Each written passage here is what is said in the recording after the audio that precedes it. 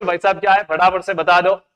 हाँ आ जाइए गोविंद जी आ जाओ फटाफट, बिल्कुल आ जाओ आ जाओ आ जाओ आ जाओ आ जाओ आ जाओ, बिल्कुल।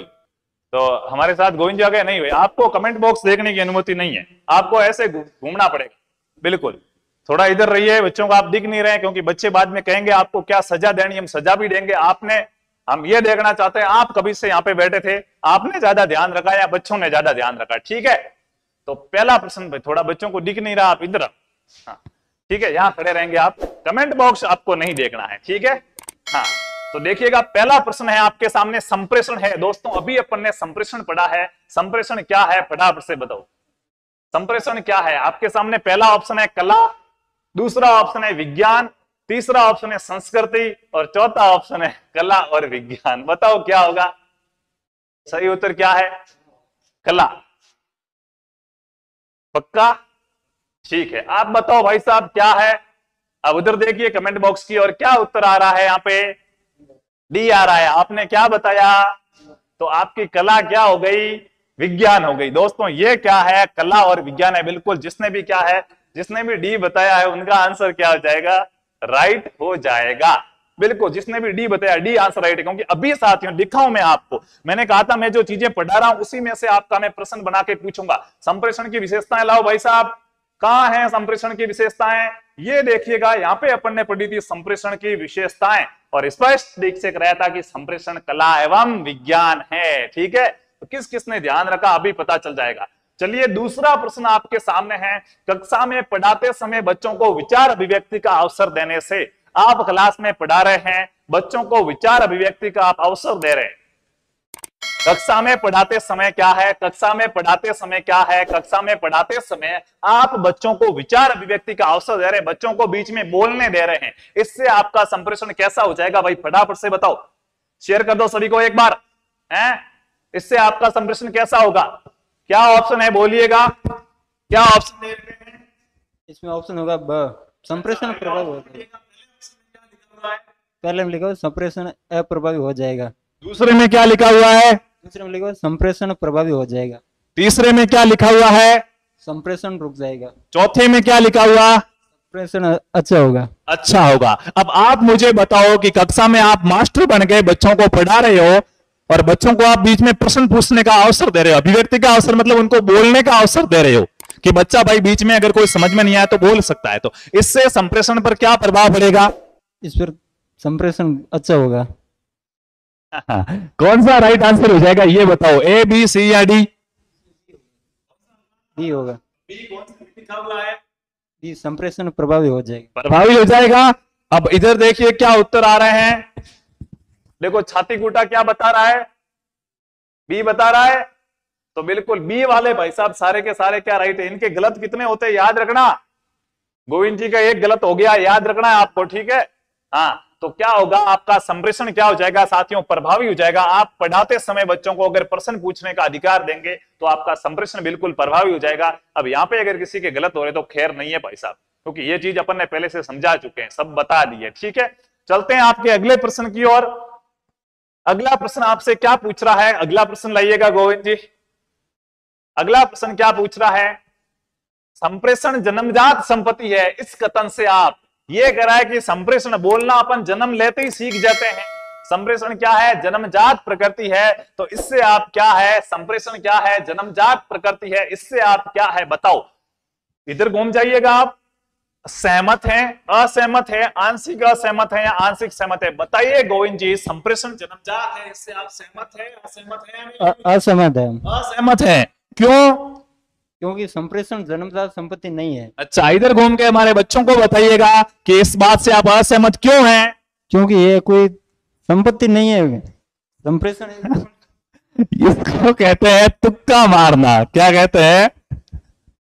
तुक्का मारना भाई साहब। दोस्तों हमने अभी पढ़ा था कि संप्रेषण अर्जित संपत्ति है। अभी अपन ने क्या पढ़ा था कि संप्रेषण अर्जित संपत्ति है। क्या पढ़ा था? अर्जित। अर्जित का मतलब समाज में रहकर अर्जित करते हैं, और इसने क्या लिख दिया कि संप्रेषण जन्मजात संपत्ति है।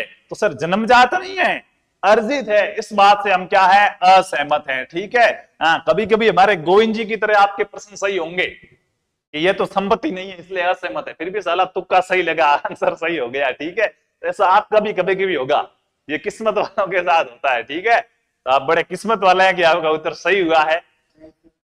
और अगर यहाँ पे अर्जित लिखा हुआ होता ना कि संप्रेषण अर्जित संपत्ति है इस कथन से आप, तो अपन सहमत करते, ठीक है। तो बी आंसर आ रहा, नारायण जी, किरण जी, जम्बालाल जी, संजय है, मीना जी बिल्कुल छाती कूटा, जीताराम जी, सुनील जी बिल्कुल बी वाले सारे राइट है।